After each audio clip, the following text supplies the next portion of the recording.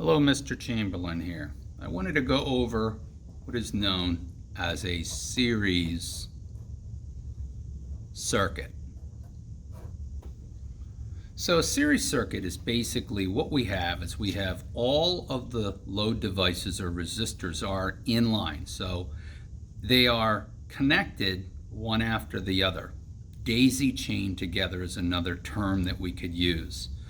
So the voltage potential, and we're going to use a 12-volt battery, and we're going to use 12 volts for simple math. So basically what we're going to do is we're going to say the force of 12 volts is going to be applied to these resistors. And I'm just going to call these R1, R2, and R3. And I need to know what those values are because I need to figure out the equation for the total resistance of the circuit. So I'm going to give them the same values. I'm going to give them 4 ohms for all three. Easy math. So hopefully this helps you understand. So the ohm symbol, which I'm not great at drawing,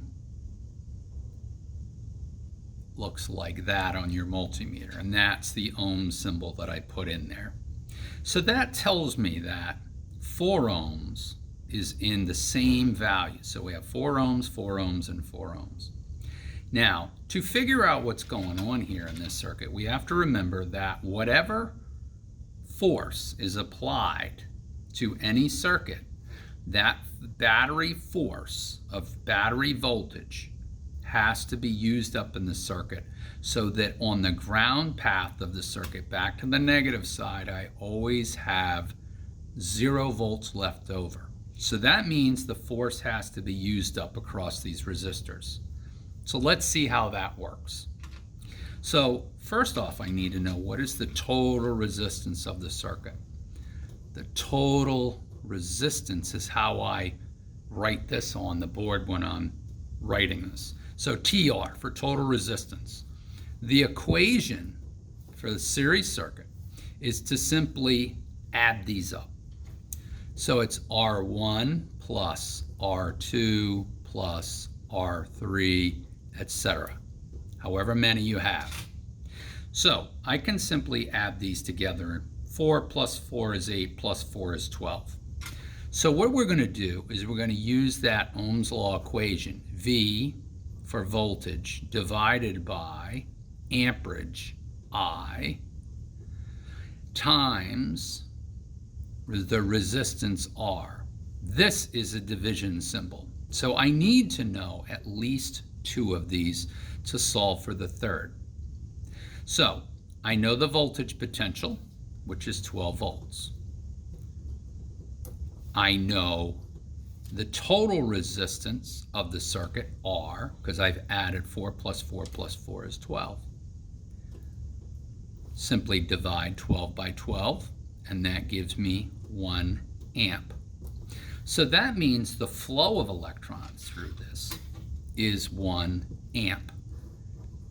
And 1 amp flows through all of these, and 1 amp flows back to ground.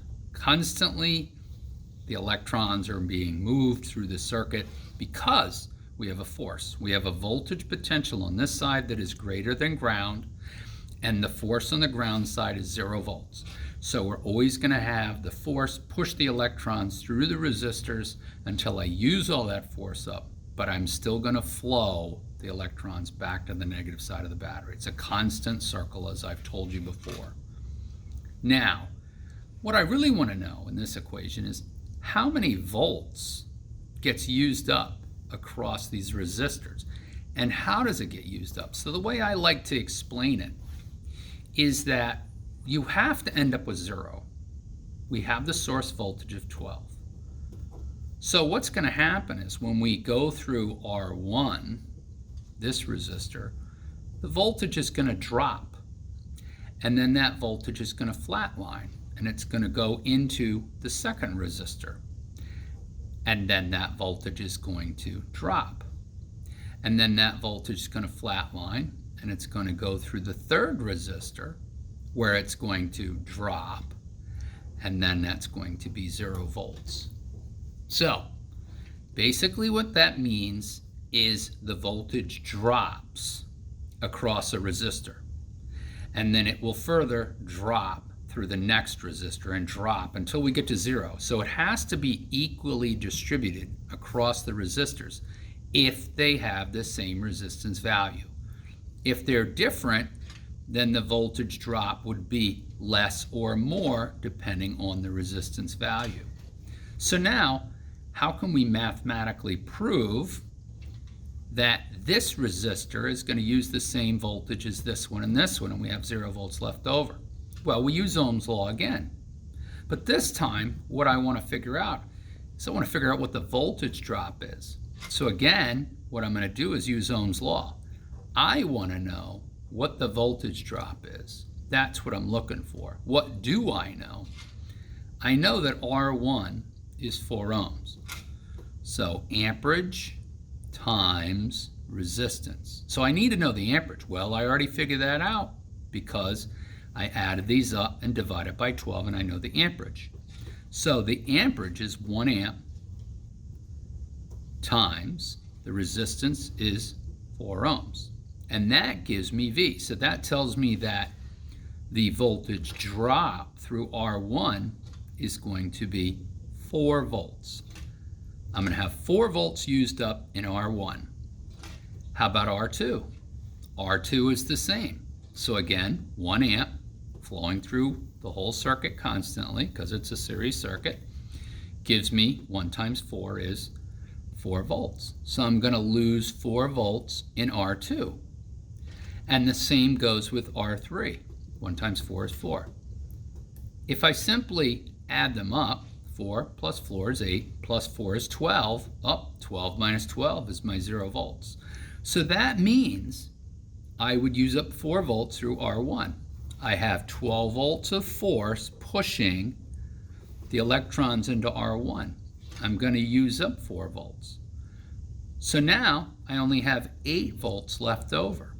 So 8 volts would be on this wire between R1 and R2. Then I use up 4 more volts in R2. 8 minus 4 is 4 volts. And then the last one, I lose the last 4 volts.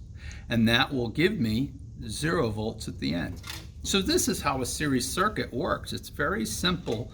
It's the easiest one to understand. And you just got to remember rules. The rules are to find the total ampacity of the circuit, then we simply add them up. So the rule for a series circuit, probably the most important thing to remember and memorize, is this equation. The total resistance of the circuit of a series circuit is simply the sum of the resistors. Add them up. And that will give you the total resistance of the circuit. Then you can use Ohm's law to determine that. Hope that helps.